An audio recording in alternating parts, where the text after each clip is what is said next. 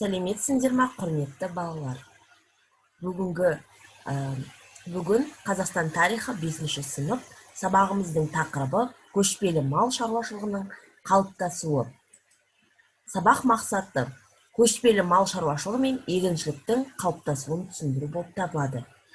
Бүгінгі сабақта сенің меңгеретінің көшпелі мал шаруашылығының қалыптасу себептерін анықтау, ерте темір дәуіріндегі мал шаруашылығының түрлерімен танысу, сондай-ақ жайылым түрлерін ажыратуды үйренесің.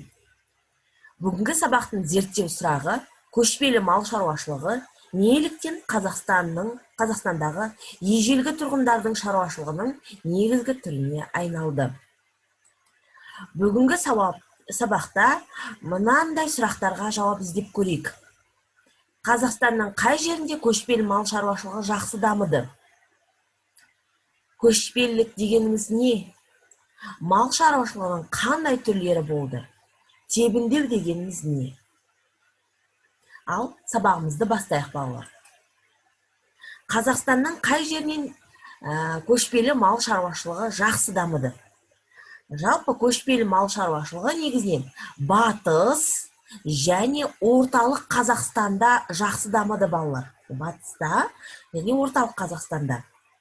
Оның негізгі шарттарының бірі географиялық ортаның тікелей әсері. Ұмытпайық. Евразия даласында көшпелі мал шаруашылығының пайда болуының бірнеше себептері бар. Оны қазір тоқталамыз. Жалпы, одан бұрын көшпелік дегеніміз не деген сұраққа жауап беріп көрейік. Көшпелік тарихи тұрғыда қалыптасқан шаруашылық мәдени әлеуметтік жүйе екен.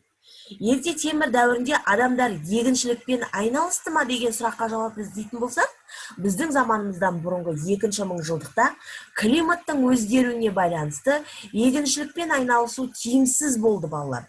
Сондықтан да адамдардың ыңғайына қарай егіншілік бірте-бірте мал шаруашылығымен алмасты.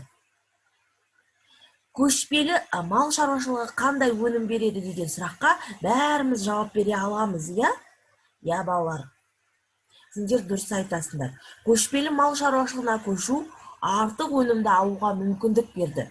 Табиғаттың дайын өнімін тұтынатын, жаңағы терімшілер, аңшылар сияқты емес, көшпелілер жылқы, түйе, қой, сиыр малын ұстап, малшылықпен айналысып, олардан түрлі өнім алды. 4 түлікті малды өсіру көшпелілерге ішсе тағам, жесе сусын, мінсе көйлек, кисе киім бола білді. Жалпы, көшпелі мал шаруашылығына көшу себептері қандай болды?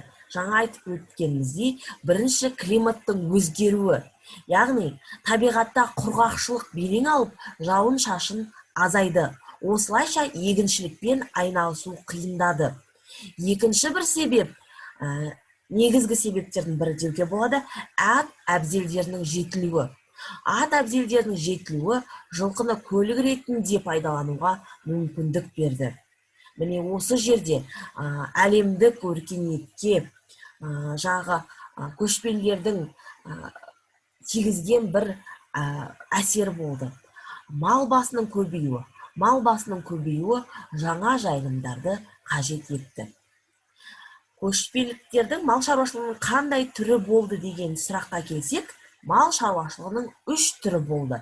Көшпелі мал шаруашылығы, жартылай көшпелі мал шаруашылығы және отырықшы мал шаруашылығы. Таза көшпелі мал шаруашылығымен айтып өткеніміздей батыс және орталық, картаға назар аударыңдар, жаңа курсордың стрелкасына, батыс және орталық Қазақстанда таза көшпелі мал шаруашылығы қалыптасты. Сондай-ақ жартылай көшпелі мал шаруашылығы Алтай, Жетісу сияқты өңірлерде дамыды. Отырықшы мал шаруашылығы Сырдария, Шу, Келес өзендері аңғарларында, яғни оңтүстікте қалыптасты.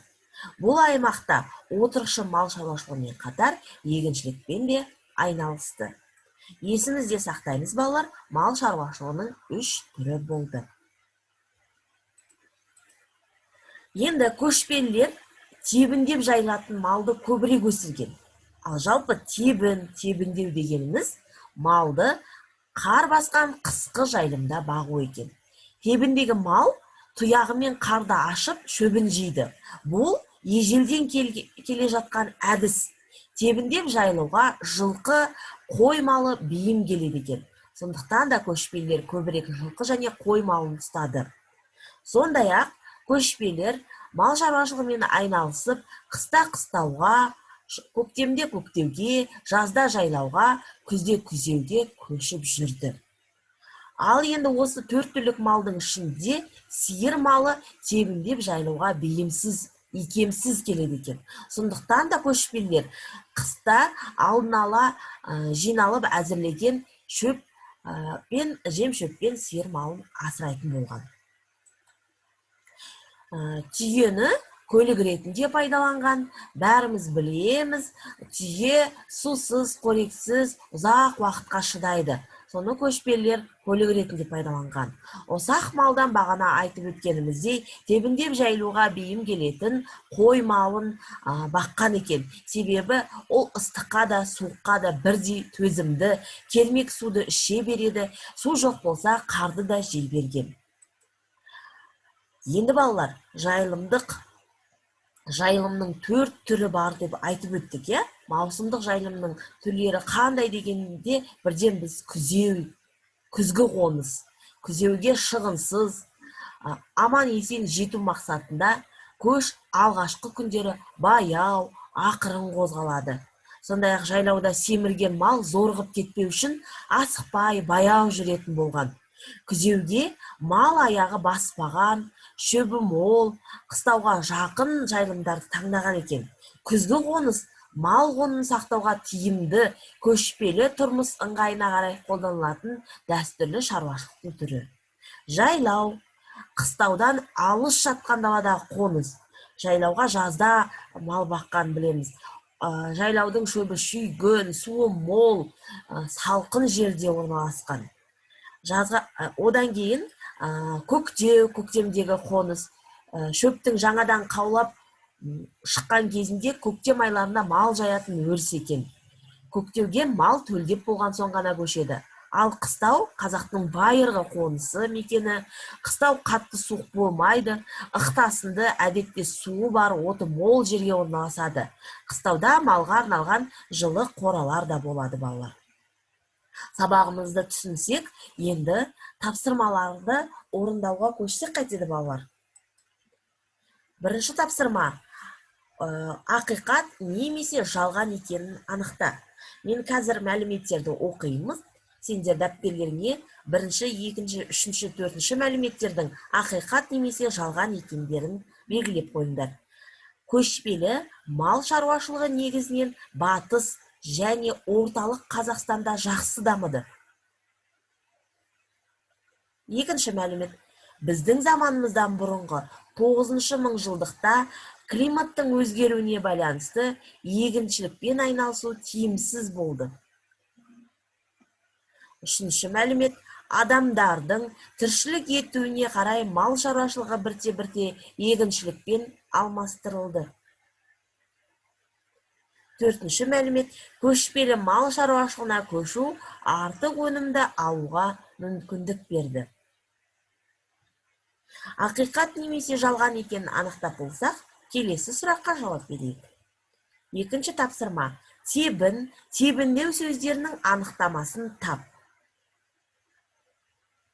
Берілген мәліметтерден балалар, тебіндеу сөзінің анықтамасын табасындар. Малды қар басқан жылы жайылымда бағу, қыс мезгілінде сиыр малының азық табуы, жылқы малының ыстықта су іздеуі. Келесі тапсырмамыз балалар, сәйкестендіру тапсырмасы.